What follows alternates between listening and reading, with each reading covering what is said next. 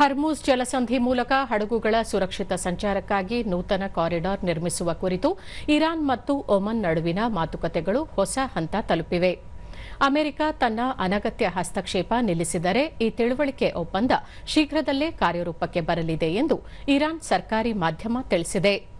Qatar ಸೇರಿದಂತೆ ಮಧ್ಯಪ್ರಾಚ್ಯ ದೇಶಗಳ ರಾಜತಾಂತ್ರಿಕ ಮಧ್ಯಸ್ಥಿಕೆಯಿಂದಾಗಿ ಇರಾನ್ ಮತ್ತು ಅಮೆರಿಕ ನಡುವಿನ ಬಿಕ್ಕಟ್ಟು ಶಮನಕ್ಕೆ ಸಂಭಾವ್ಯ ಒಪ್ಪಂದದ ಕರಡು ಪ್ರತಿಗಳನ್ನು ವಿನಿಮಯ ಮಾಡಿಕೊಳ್ಳಲಾಗುತ್ತಿದೆ.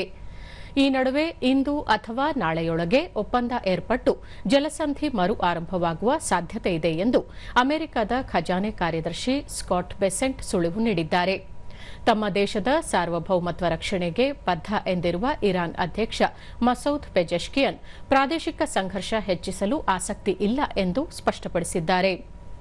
ಅತ್ತ ಸೌದಿ ಅರೇಬಿಯಾ, ಯುಎಇ, ಕತಾರ್ ದೇಶಗಳ ಮನವಿಯ ಮೇರೆಗೆ ಸದ್ಯ ಮಿಲಿಟರಿ ದಾಳಿಯನ್ನು ತಡೆಹಿಡಿಯಲಾಗಿದ್ದು ರಾಜತಾಂತ್ರಿಕ ಪರಿಹಾರ ಕಂಡುಕೊಳ್ಳಲು ಇರಾನ್ಗೆ ಅಂತಿಮ ಅವಕಾಶ ನೀಡಲಾಗಿದೆ ಎಂದು ಅಮೆರಿಕ ಅಧ್ಯಕ್ಷ ಡೊನಾಲ್ಡ್ ಟ್ರಂಪ್ ಹೇಳಿದ್ದಾರೆ.